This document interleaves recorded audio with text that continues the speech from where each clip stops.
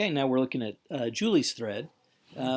She talks about the idea that the noblest terrestrial eagle, due to his station, would be the most worthy. And yeah, I think that is possibly the answer that Chaucer is looking for. But I do think he leaves it open. I think he gives good reasons on all sides. Um, I saw that you are the first person to note that the courtship echoes the one in Book of the Duchess, where the man in black's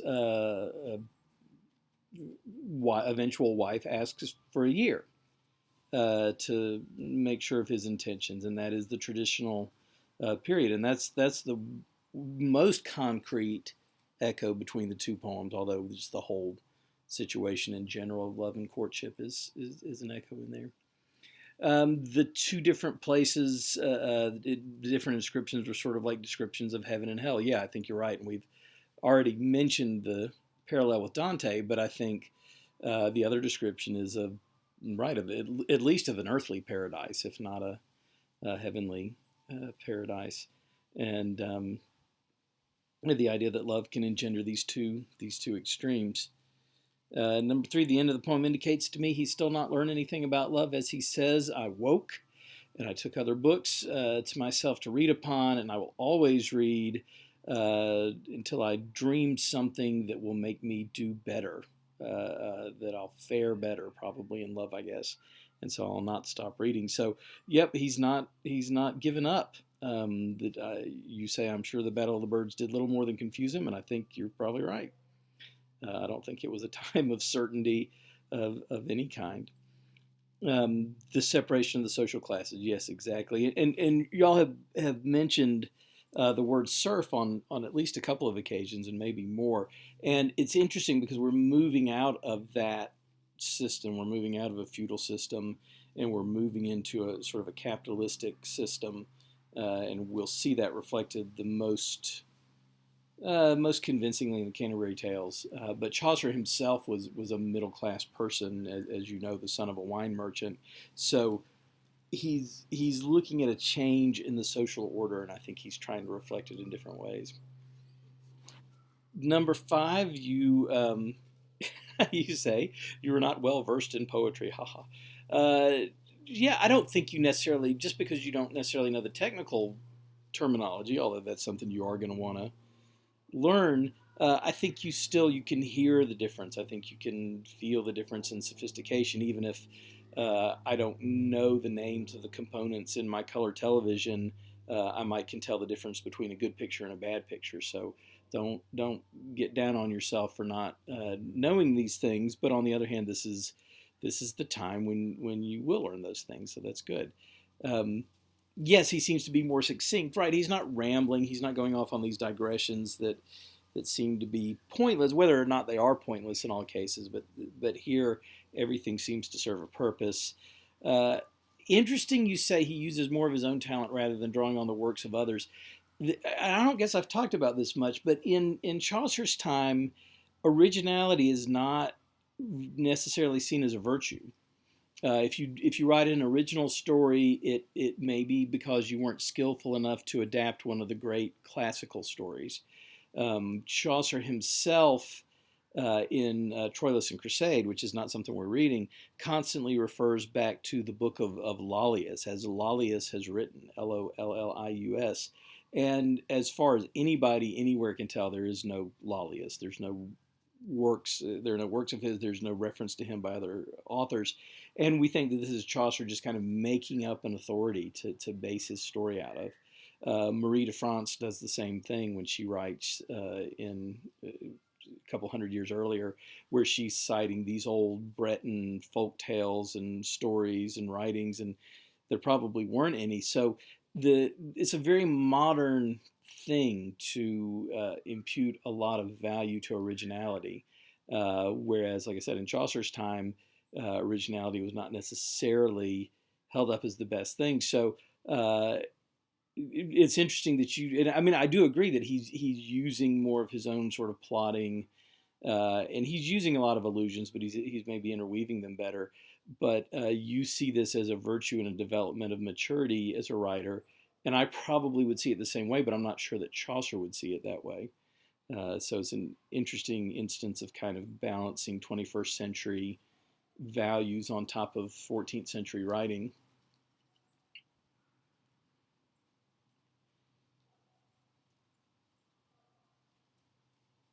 Yep, Kelly agrees with you on the concept of waiting a year to prove the love. Uh, she's glad you point out Rhyme Royal. You thought about it. Yeah, it's one of those things. I put it in the intro and then it doesn't really hit you again necessarily, but it is what's going on in the poem. Um, and you would be interested to know if it's considered to be much more sophisticated. Yeah, I think so. I think it would be. And again, it's one of those things. Even if you didn't listen to it and immediately grasp, hey, this is 5 syllables instead of, or 5 feet instead of four, and the rhyme scheme's more intricate, you still would hear it.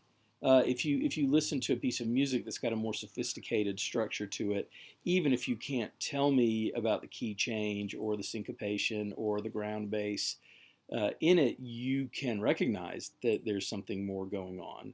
And so I think that knowing the labels and the names of things is something that we have the responsibility for as English scholars, but it's not necessarily the case that you have to know that to appreciate it. I hope. I don't think it is. Good, good, good. Susanna's response. I wonder if in Chaucer's beliefs about dreams, he didn't believe that education actually came from the books, but from the dream visions. Yeah, this idea that if dreaming is, and I don't know how much modern psychological knowledge we want to impute to Chaucer, but he seems pretty bright about it. The idea that your dreams are where you take the odds and ends out of your day and unconsciously build them into some sort of response. And maybe that does kind of seem to be what Chaucer's narrator is wanting to do, right? He wants to, even at the end of the poem, I'm going to read more books, he says, so that I can dream something that will help me do better. He's not saying I'm going to read them so I can find something in the books that's going to help me, but rather I'm going to read so that that reading will produce dreams, and the dreams will produce some kind of knowledge. So I think you're right. There's something, some kind of filter, dream filter that he's counting on doing some of the work for him. So I think that's a really good idea, Susanna.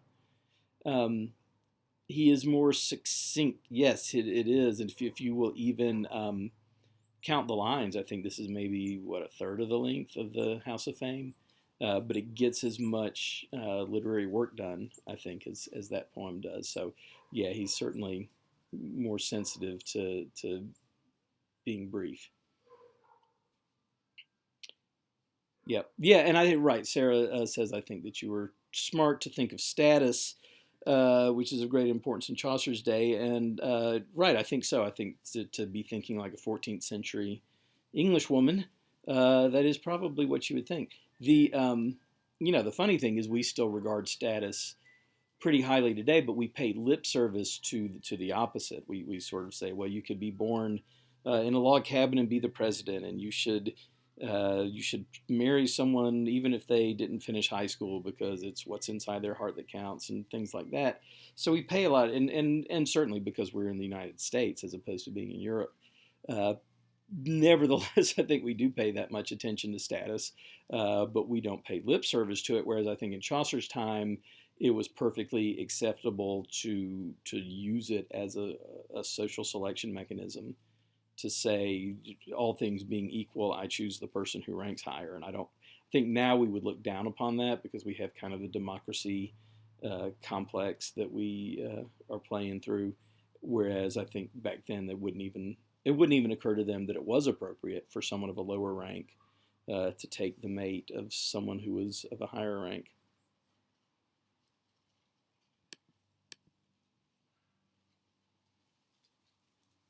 And finally, Susanna, who has heroically come through with a post despite having a sick child at home, who I hope that he's better, by the way. Um, I just assume all sick children get sick quickly and then get better quickly because of my own experience, but I certainly hope that's the case with you. And yes, Susanna has posited the very forward-thinking thesis that none of the Eagles deserve her.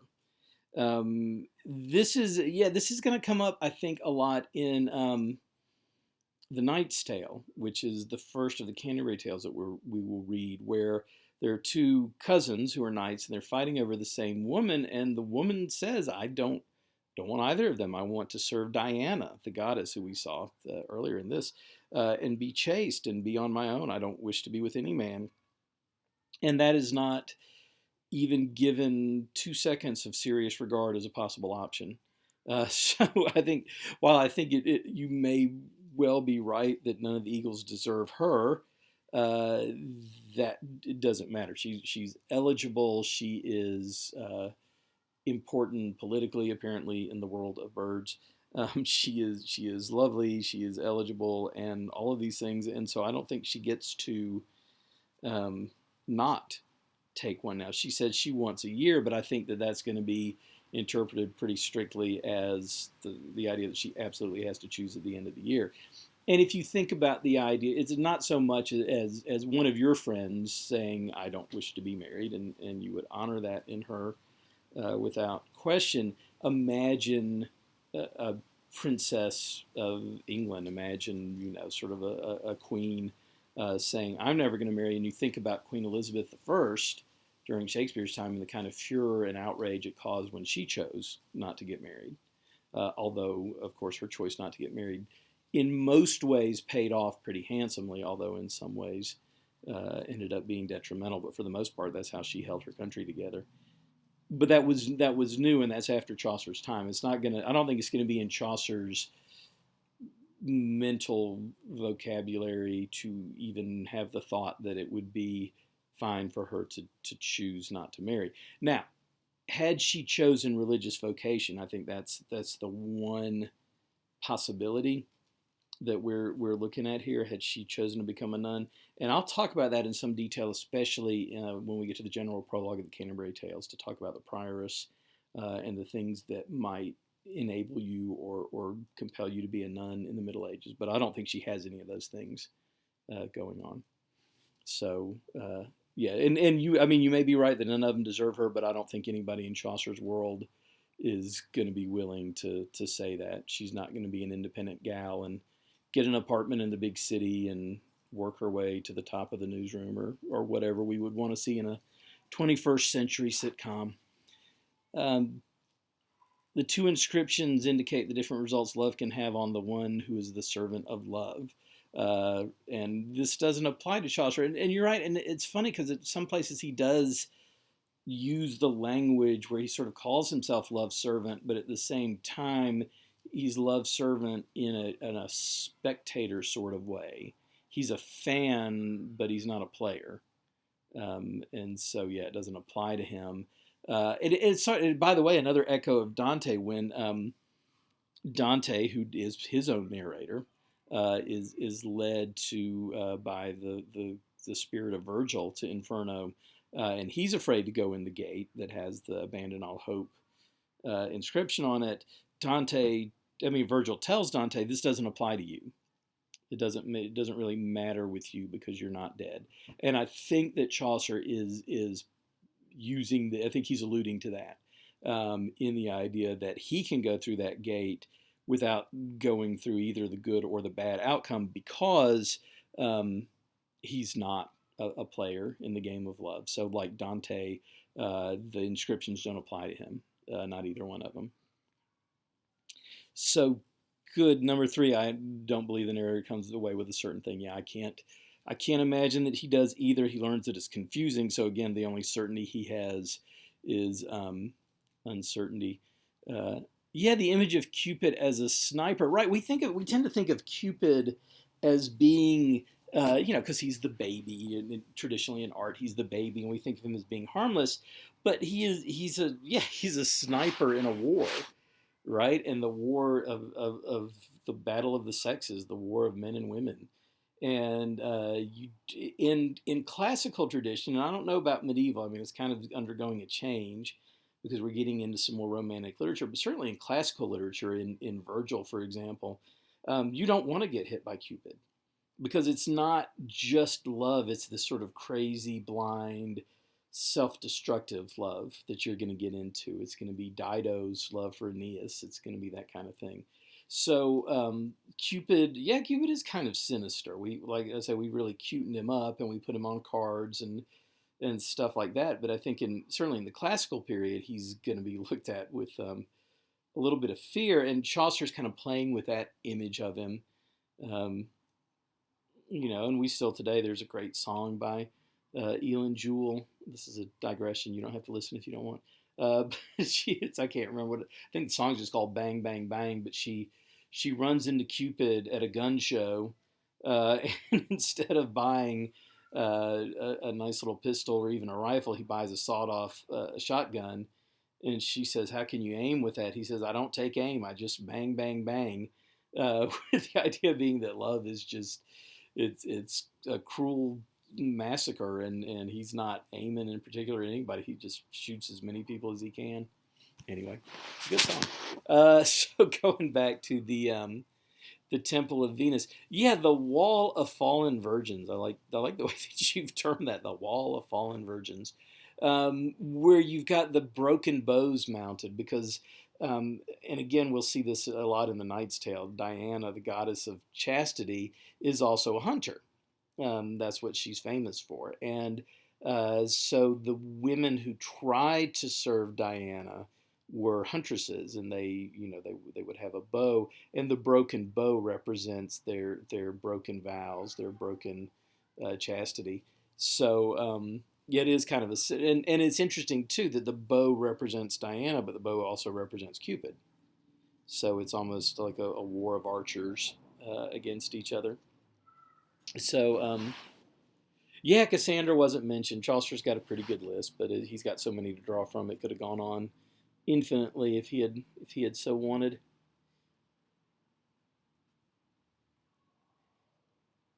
Yeah, your idea of the hierarchy I think is good. The top members depend on the lower members, and the water right. Why are the waterfowl below the wormfowl or the seedfowl? Yeah, and I don't know if it's a fear of water as much as a kind of a disgust with the habits of the water birds, that they're kind of swimming in the scum and in their own filth and things like that. I think there's that kind of nastiness to the water birds.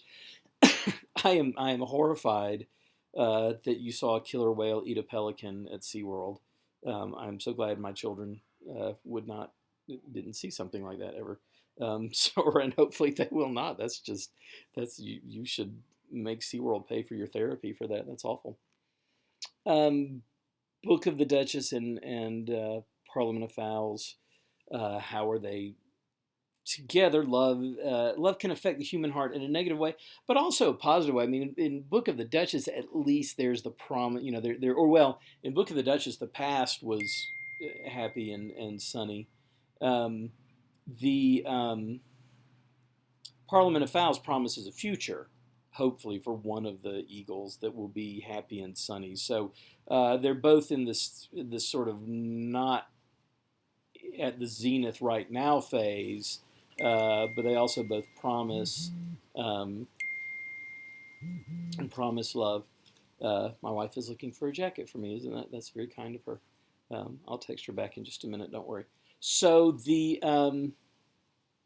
let's see. Finally, the problems of the privileged. Um,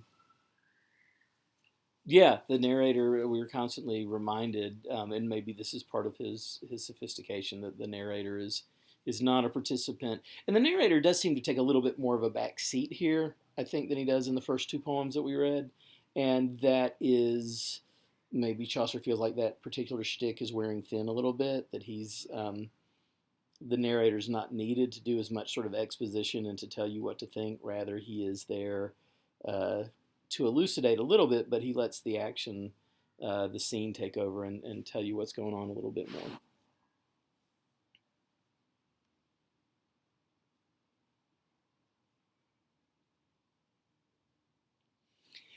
Yeah, where does Chaucer stand on Eros versus agape versus filial love?